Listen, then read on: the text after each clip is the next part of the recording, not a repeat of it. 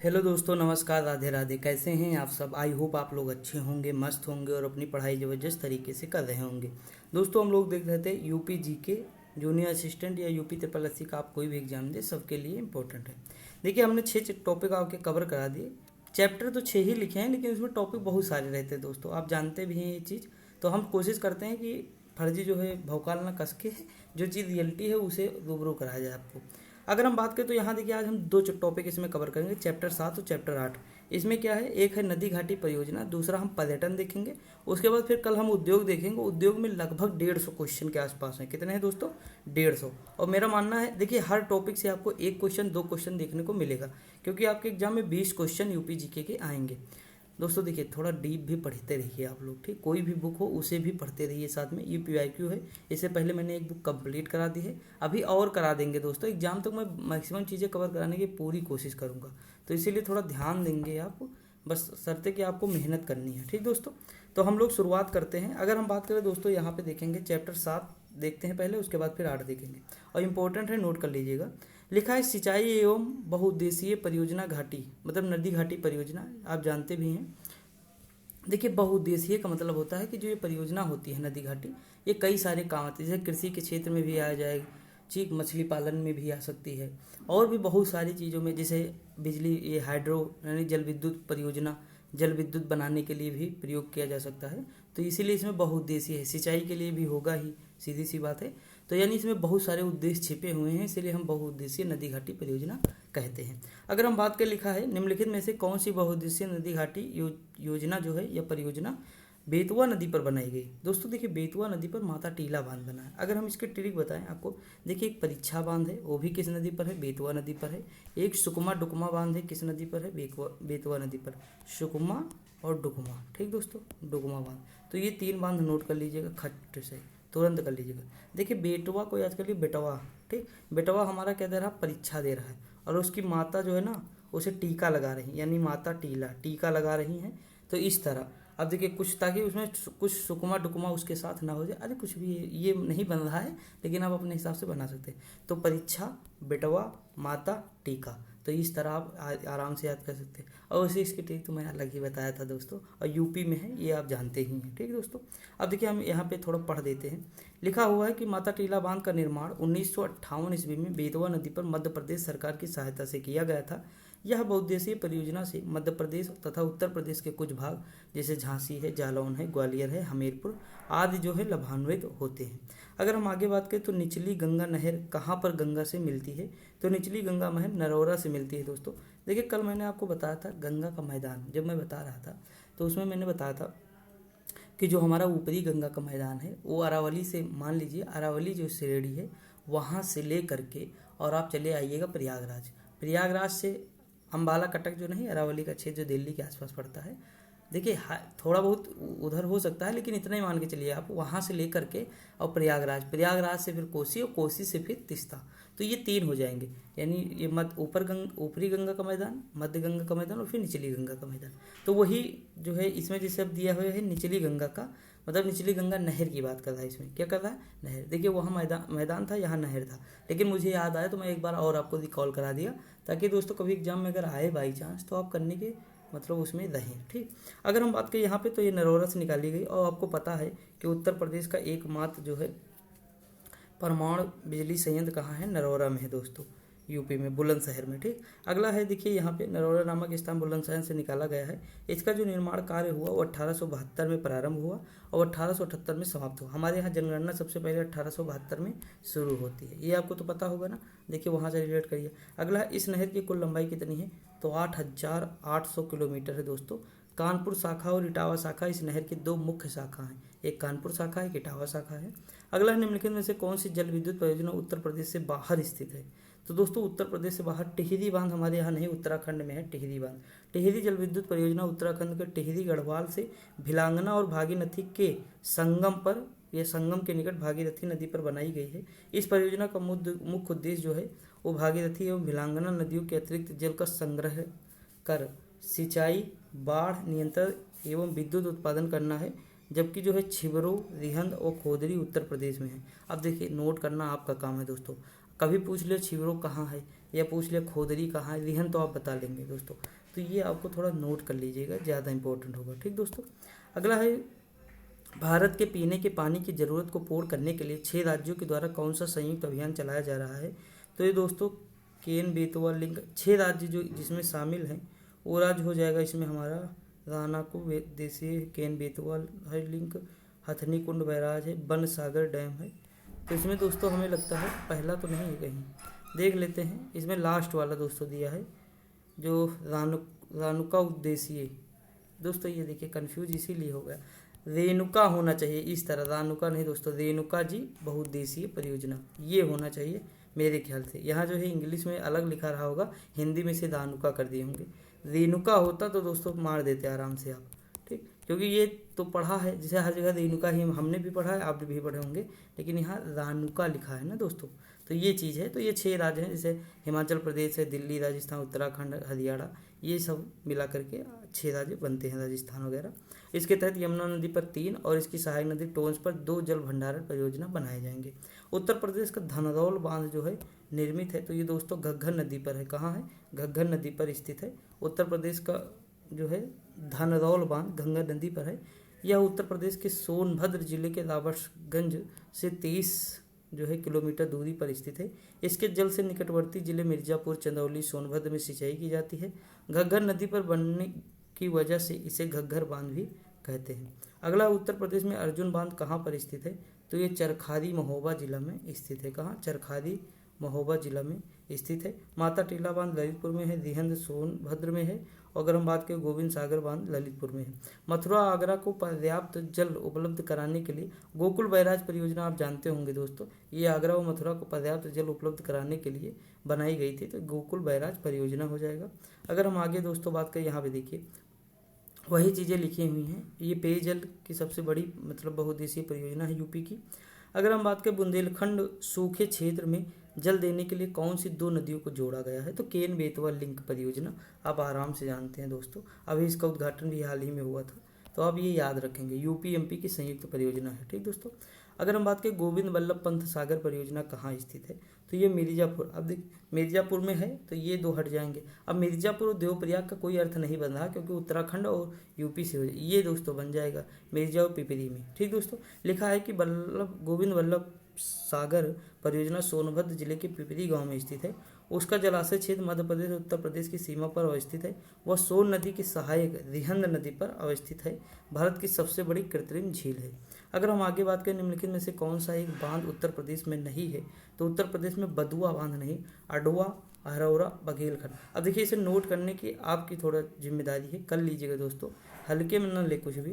अहरौरा जो है मिर्जापुर में है, अडवा भी मिर्जापुर में है। अगर हम बात करें बघेलखंड बलरामपुर में है, और बदुआ जो है बांका बिहार में पड़ता है। ठीक, अगला है कि देखिए कैसे याद करेंगे, बिहार को याद कर लिए ब्याह से, बिहार को याद कर लिए ब्याह से, और ब्याह में सब क्या देते हैं? दुआ देते हैं। ठीक दोस्तों, दुआ यानी बदुआ, तो इस तरह आप याद कर सकते हैं। देखिए बदुआ वो अलग होता है, ठीक, ये दुआ है। उत्तर प्रदेश की सबसे बड़ी बहुउद्देशीय परियोजना निम्नलिखित में से कौन सी है? तो रिहंद परियोजना है। कौन सी दोस्तों? रिहंद परियोजना है, जो सोनभद्र में स्थित है दोस्तों, और ये जानते हैं सोन की सहायक नदी है। अब देखिए दोस्तों, अगर हम बात करें यहाँ पे उत्तर प्रदेश की सबसे बड़ी बहुउद्देशीय परियोजना रिहंद परियोजना है। रिहंद परियोजना जो है, यह रिहंद बांध उत्तर प्रदेश में सोनभद्र जिले के पिपली गांव में स्थित एक गुरुत्वाकर्षण बांध है। रिहंद बांध को क्या कहते हैं? गोविंद वल्लभ पंत सागर बांध के नाम से जाना जाता है। अब हम आगे बढ़ते हैं दोस्तों, यहाँ पे देखते हैं अगला दिया, उत्तर प्रदेश में सिंचाई का सबसे बड़ा स्रोत क्या है? तो नलकूप है। क्या है दोस्तों? नलकूप है। लगभग अगर हम मोटा मोटा बात करें तो अब देखिए यहाँ 70% के आसपास है नलकूप। यहाँ देख लीजिए कुछ नलकूप सबसे ज़्यादा। देखिए आपको ये याद नहीं करना, डाटा नहीं याद करना दोस्तों, आपको जानते हो क्या याद करना? पहले ये याद रखो कि सबसे ज़्यादा नलकूप, जिसे हम ट्यूबवेल कहते हैं गाँव में, उससे सिंचाई होती है। दूसरे नंबर पे हो जाती है नहर से दोस्तों, और तीसरे नंबर तालाब व झील से। बस ये क्रम अगर आपको याद है ना, बस आराम से आप कर लेंगे और याद भी हो जाएगा दोस्तों। देखिए ट्यूबवेल सबसे ज़्यादा है, ट्यूबवेल होगा, दूसरे नंबर नहर कभी कभी आती है, नहर हो जाएगा, फिर तालाब व झील हो जाएगा।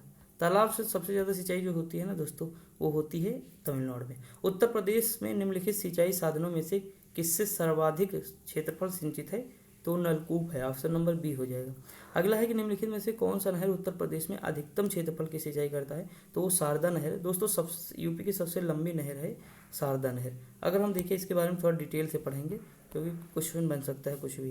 लिखा है शारदा नहर उत्तर प्रदेश में अधिकतम क्षेत्रफल की सिंचाई करती है। शारदा नहर उत्तर प्रदेश राज्य की सर्वाधिक लंबी नहर है। यह चंपावत के बनवासा उत्तर प्रदेश, उत्तराखंड व नेपाल सीमा पर नामक स्थान पर शारदा नदी से में निकली है। नहर का निर्माण जो कार्य प्रारंभ हुआ 1920 से प्रारंभ हुआ था और 1928 में पूर्ण हुआ। इस नहर से लगभग 8 लाख हेक्टेयर भूमि की सिंचाई होती है।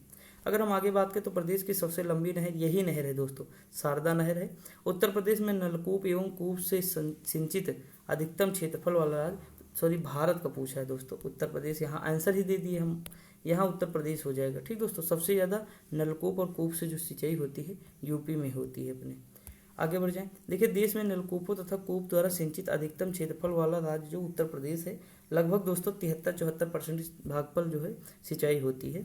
उत्तर प्रदेश के समस्त कृषि क्षेत्र में अगर बात करें तो लगभग 80% सिंचाई इसके अंतर्गत आती है। लगभग की मैंने बात किया। देखिए अर्जुन बांध कहाँ का, हमीरपुर है। ठीक, हमारा अर्जुन, हमारा अर्जुन, हमारा अर्जुन यानी हमारा मतलब हमीर, अर्जुन मतलब अर्जुन बांध। अब देखिए हमारे अर्जुन का मुंह इस तरह याद कर सकते हैं, मुंह से महोबा कर लीजिएगा, हमारा से हमीर कर लीजिएगा, अर्जुन से अर्जुन बांध। देखिए कैसे भी करके याद करना है, कोई भी आप थोड़ा मैथमेटिकल का बना लीजिएगा। अर्जुन बांध की 42 किलोमीटर लंबी मुख्य नहर से महोबा और हमीरपुर जिलों में सिंचाई की जाती है।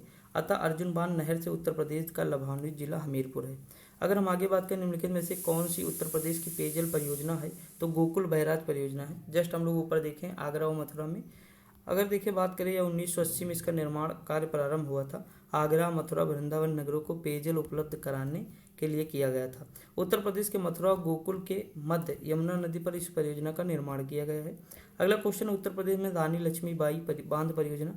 देखिए रानी लक्ष्मीबाई बांध और ये बेतवा नदी पर यानी बेटवा, तो रानी लक्ष्मीबाई बांध यानी रानी लक्ष्मी जी का क्या था, बेटवा था। उससे कह रहे थे उत्तर यानी उत्तर प्रदेश। ठीक, तो ये सारी चीज़ें आप जानते हैं। अगर हम आगे बात करें, लिखा है उत्तर प्रदेश में नहरों के माध्यम से सतह के पानी की बेहतर आपूर्ति प्रदान करने के लिए इनमें से कौन सा प्रमुख बहुउद्देशीय परियोजना है, तो ये हमारा रामगंगा परियोजना होना चाहिए। नहरों के माध्यम से सतह पानी की बेहतर आपूर्ति के लिए कौन सी प्रमुख एवं बहुत, देखिए शारदा भी हो सकती है क्योंकि शारदा लेकिन शारदा तो नहर है दोस्तों। ठीक, तो इसमें क्या हो जाएगा, बहुउद्देशीय परियोजना करना। इसमें क्या कौन सा आंसर माने हैं दोस्तों, एक सेकेंड कहाँ गया, वर्षा जनक, अच्छा नहीं है सॉरी यार, नहीं है पूछा। देखिए मैंने बताया ना, शारदा भी हो सकती है, रामगंगा भी हो सकती है। अब देखिए गंडक भी हो जाएगी सीधी से, नहीं है तो वर्षा जनक जैसी कोई चीज़ हम पढ़े नहीं है। ठीक दोस्तों, यही है कि एग्जाम में आपको ये पढ़ना होगा सही ढंग से। ये छोटी सी गलती देखो यहाँ तो हो ही गई है, लेकिन एग्जाम में आपसे नहीं होनी चाहिए किसी भी तरह से। अगर हम बात करें उत्तर प्रदेश राज्य में टिहरी बांध दोस्तों बना है, तो टिहरी बांध सोवियत संघ रूस, अरे दोस्तों क्या सच्चा दोस्त है। यस 400 मिसाइल जो इसकी है, यस 400, ये जो है सिस्टम है ना, आप जानते ही होंगे, मिसाइलों को रोकता है, मार गिरा देता है। इतना बेहतर 4000 हो गया, 400 होगा दोस्तों यहाँ पे। इतना बेहतरीन दोस्तों दिया है, क्या बताएं, सच्चा दोस्त। देखिए दोस्तों दोस्त दो तरह के होते हैं। एक वो होते हैं जिनको रात में 2 बजे कॉल करो और कहो भाई आना है, तो वो पहले क्या पूछेंगे, कुछ काम है क्या, काम क्या है बताओ, कोई दिक्कत है क्या, मतलब ये सब पूछेंगे। तो उस तरह कौन है, जैसे अमेरिका वगैरह, इस तरह के देश दोस्त हैं हमारे। लेकिन रूस क्या है, जैसे अगर 2 बजे फ़ोन किए किसी दोस्त को, कहो 2 बजे भैया आना, वो खटाक से फ़ोन रखा 10 मिनट में हाजिर, तो वो हमारा रूस, समझेंगे नहीं। लेकिन चुनौतियाँ भी हैं इसके साथ साथ। लेकिन हाँ ये है, जैसे ये देखो चाइना को नहीं दिया है दोस्तों रसिया ने, सिर्फ हमें दिया है, समझेंगे नहीं। तो यानी वो बहुत पहले से जब भी युद्ध होता है उसका बहुत सारी चीज़ें हमारे काम आती है। इजराइल की देखो ड्रोन कितना बेहतरीन है, रे भाई क्या बात है। तो ये सारी चीज़ें हैं, तो इंडिया का अलग लेवल है दोस्तों। अगर हम बात करें सोवियत रूस हो जाएगा। टिहरी बांध परियोजना का कल मैं रात में सोया ही नहीं, यही सब देख रहा था, युद्ध धमाका, अनुच्छेद 2 में संशोधन करा रहा था, यही सब दोस्तों चल रहा था, बड़ा आनंद आ रहा था। अगर हम बात करें टिहरी बांध परियोजना का निर्माण भारत के उत्तराखंड राज्य के टिहरी जिले में भागीरथी नदी पर सोवियत रूस के सहयोग से किया गया था। टिहरी बांध की ऊंचाई दोस्तों अगर हम बात करें तो 260 मीटर। वर्तमान में इसकी स्थापित क्षमता जो है कितनी है, 2400 मेगावाट है। अगर बात करें भारत सरकार ने यहाँ अतिरिक्त 1000 मेगावाट की इकाई लगाने की मंजूरी दे दी है। टिहरी बांध परियोजना पर केंद्र सरकार ने 75% व राज्य सरकार ने 25% धन व्यय किया।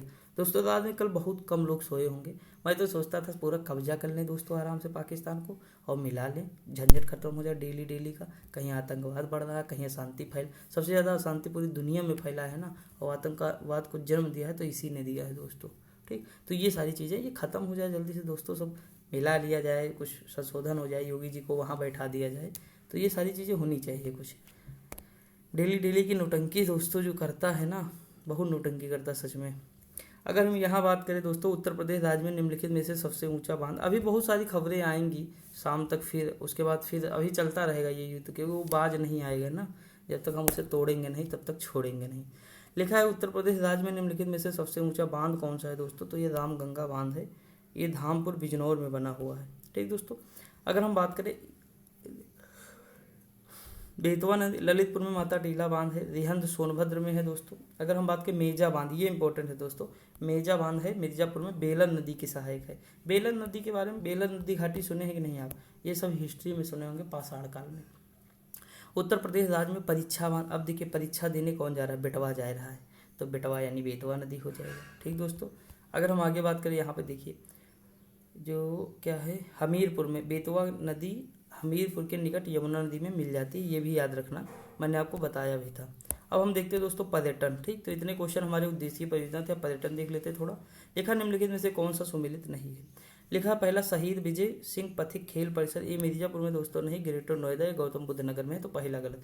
ग्रीन पार्क कानपुर में है, सही है दोस्तों। बुद्ध अंतर्राष्ट्रीय सर्किट, आप कई बार चर्चा में सुने ही होंगे, इसे करंट में रहता है, गौतम बुद्ध नगर है। ध्यानचंद एस्ट्रोटर्फ स्टेडियम कहाँ है, लखनऊ में।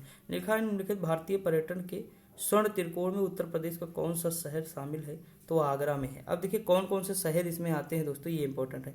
आगरा, दिल्ली और जयपुर, भारत के जो तीन, आगरा, दिल्ली और जयपुर शहर त्रिकोणीय आकार बनाते हैं। यही कारण है कि इस स्वर्ण त्रिकोण कहा जाता है। यह दौरा दिल्ली से शुरू होता है, फिर आगरा और फिर राजस्थान तक चलता है। अगर हम बात करें निम्नलिखित में से कौन सा स्थान उत्तर प्रदेश में पर्यटन के बौद्ध सर्किट का है, तो बौद्ध सर्किट के लिए सारनाथ होगा। देखिए इसमें 6 स्थान आते हैं दोस्तों, ये कह रहा था, नोट कर लीजिएगा, पूछ लेगा निम्नलिखित में से कौन सा बौद्ध सर्किट के अंतर्गत नहीं आता है, तो आप नहीं गलत कर देंगे। जैसे कपिल वस्तु है दोस्तों, क्या है, कपिल वस्तु है, श्रावस्ती है, संकीसा है, कौशाम्बी है, सारनाथ है, कुशीनगर है। देखिए आप कपिल वस्तु भी सही कर लेंगे, कुशीनगर भी मार देंगे, कौशाम्बी, देखिए ये कौशाम्बी भी कर सकते हैं सब दोस्तों, लेकिन आप नोट कर लीजिएगा। ठीक, मैं क्या बताऊँ, मुझे खुद ही आते हैं इसमें, संकीसा हो सकता नया लगे। देखिए सर्वाधिक उपदेश श्रावस्ती में दिए, सारनाथ में पहला उपदेश, कुशीनगर में जो है उनकी डेथ हो गई थी, कपिल वस्तु उनके जन्म से संबंधित है। कौशाम्बी दोस्तों आप जानते होंगे घोषिता विहार है, बौद्ध धर्म से ही रिलेटेड होगा। फिर संकीसा बचा, तो ये चीज़ है, उसमें क्या ही बताएं, लेकिन नोट कर लीजिएगा। लिखा आर्यभट्ट नक्षत्रशाला स्थित है दोस्तों रामपुर में। लिखा है कि इंदिरा गांधी नक्षत्रशाला लखनऊ में है, वीर बहादुर सिंह नक्षत्रशाला गोरखपुर में है, डॉक्टर भीमराव अम्बेडकर या आर्यभट्ट नक्षत्रशाला कहाँ है, रामपुर में है। जवाहर नक्षत्रशाला जो है प्रयागराज में है। कहाँ दोस्तों, प्रयागराज में है। अगर हम आगे बात करें दोस्तों डॉक्टर भीमराव अम्बेडकर नक्षत्रशाला, तो ये कहाँ है, अगर हम बात करें तो ये हमारा आ जाएगा रामपुर में आ जाएगा। कहाँ, रामपुर में स्थित है। प्रयागराज स्थित अल्बर्ट पार्क का पुनः नामकरण किया गया है, तो ये चंद्रशेखर आज़ाद के नाम पर किया गया है। ऑप्शन नंबर बी हो जाएगा दोस्तों। ठीक, ये चीज़ तो आप जानते ही होंगे, चंद्रशेखर आज़ाद पार्क। इसमें दोस्तों 11 ही क्वेश्चन हैं, लेकिन बेहतरीन क्वेश्चन सारे थे। देखिए ये क्वेश्चन जो एक नहीं, इसमें 4 क्वेश्चन हैं। ऐसे इधर नीचे अगर आप जाएंगे तो 4 क्वेश्चन ये भी हैं, तो कुछ आपको देखना होगा कि कितना देख रहे हैं। अगला है ब्रांड उत्तर प्रदेश सृजन के लिए उत्तर प्रदेश पर्यटन द्वारा किस उपागम को अपनाया गया है, तो इस समग्रता उपागम को अपनाया गया है दोस्तों। ठीक दोस्तों, लिखा है कि ब्रांड उत्तर प्रदेश सृजन के लिए उत्तर प्रदेश पर्यटन द्वारा समग्रता उपागम को अपनाया गया है। उत्तर प्रदेश सरकार ने पर्यटन की संभावनाओं को देखते हुए उत्तर प्रदेश पर्यटन नीति जारी करके समग्रता उपागम को अपनाया। उत्तर प्रदेश पर्यटन विकास निगम की स्थापना 1974, बहुत बार मैंने बताया, इंपॉर्टेंट बहुत है, इसे नोट करना है आपको। ठीक दोस्तों, कहाँ गया विकास ने 1974, देख लीजिए यहाँ पे। ये 72 वाला जो है ना, ये पर्यटन के विकास से संबंधित परियोजनाओं के निर्धारण के लिए वर्ष 1972 में उत्तर प्रदेश पर्यटन निदेशालय का गठन। दोनों में अंतर है, ये निदेशालय है, ये विकास निगम है। ठीक दोस्तों, दोनों में अंतर थोड़ा याद रखेंगे आप। देखिए विकास सब लोग चाहते हैं, क्या चाहते हैं, विकास सब लोग चाहते हैं, तो ये हो जाएगा चाहत से 74। ठीक। अब देखिए यहाँ पे निर्देशालय, यानी निर्देश हम देंगे ना वो बेहतर देंगे, यानी 72 हो जाएगा। तो इस तरह आप याद कर सकते हैं दोस्तों, छोटा छोटा आप अपने अकॉर्डिंग बना सकते हैं याद। मैं बहुत सारी चीज़ें बनाया हूँ छोटी छोटी, और सारी एक साथ समाहित करने की कोशिश करता हूँ, वो मैं आपको हर वीडियो में कुछ ना कुछ बताता रहता हूँ।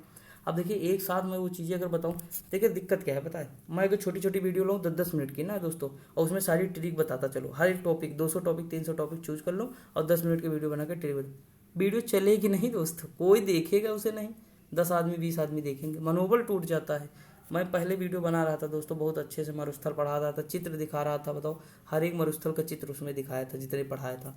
उसके बाद गांधी जी से सारे फैक्ट रिलेटेड इतनी सारी चीज़ें कर रहा था। जब 4-5 वीडियो डाला मैं देख रहा था, कोई मजे नहीं ले रहा था, कोई देख ही नहीं रहा था, सबको बस बुक वाला चाहिए कंटेंट। मतलब इतने हावी हो चुके हैं कि अलग से अगर कुछ मैं पढ़ाऊँ तो वो चीज़ पढ़ना ही ना चाहेंगे, तो बताओ मैं क्या करूँ।